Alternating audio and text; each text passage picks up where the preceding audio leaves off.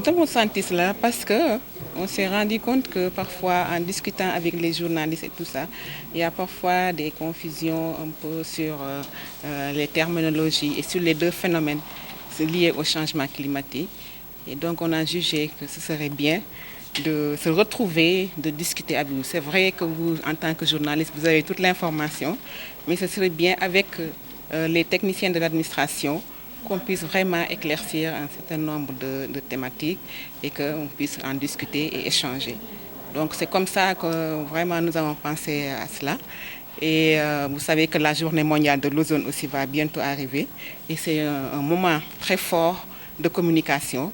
Et c'est pourquoi, pour anticiper, nous avons jugé nécessaire de vous rencontrer et discuter sur les deux phénomènes liés au changement climatique et à la destruction de la couche d'ozone. Alors, c'est dans un mois, la journée mondiale de l'ozone. Est-ce qu'on peut avoir un peu le point aujourd'hui pour la préservation de l'ozone au Sénégal? Oui, effectivement, le 16 septembre, c'est la date de célébration de cette journée. C'est au niveau international. Tous les pays qui sont partis au protocole de Montréal et la Convention de Vienne célèbrent cette journée-là. La mise en œuvre au Sénégal se passe bien parce que nous répondons aux dispositions du protocole. Le plan d'action est respecté et nous menons nos activités à travers des formations, surtout pour les techniciens frigoristes qui sont les personnes les plus concernées parce qu'ils manipulent ces produits-là, ces substances-là. Donc, ils sont renforcés. Il y a la douane aussi qui est renforcée parce qu'il y a la réglementation. Nous sommes des pays consommateurs, donc nous importons et nous avons besoin de connaître tout ce qui est importé.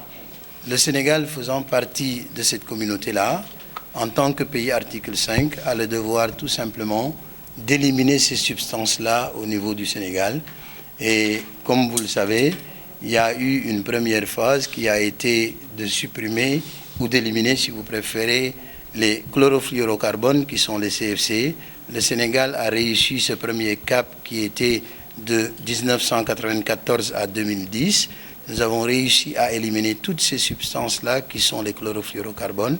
Et la deuxième phase dans laquelle nous sommes aujourd'hui, qui est le HPMP, nous consiste à éliminer aujourd'hui les HCFC qui sont les hydrochlorofluorocarbones et qui sont utilisés dans la majorité de la réfrigération au Sénégal et la climatisation dans notre pays.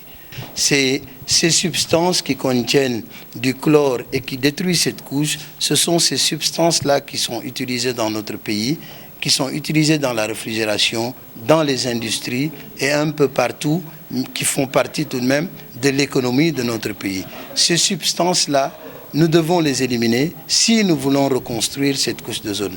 Mais les éliminer aussi nous pousse à passer vers de nouvelles technologies.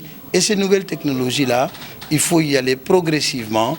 Comme j'ai dit tantôt, le froid, la chaîne de froid dans tout pays représente tout de même l'économie d'un pays.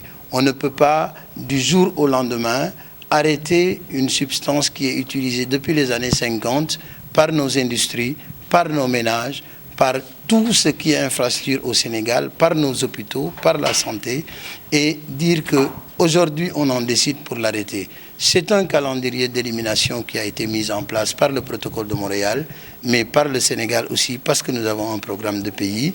Ce calendrier d'élimination va progressivement, comme je l'ai dit, nous devons éliminer ces substances-là. En 2015, on doit être à 10% de la consommation du Sénégal, qui est de 657 tonnes. En 2020, nous devrons être à 35% de la réduction de cette consommation-là.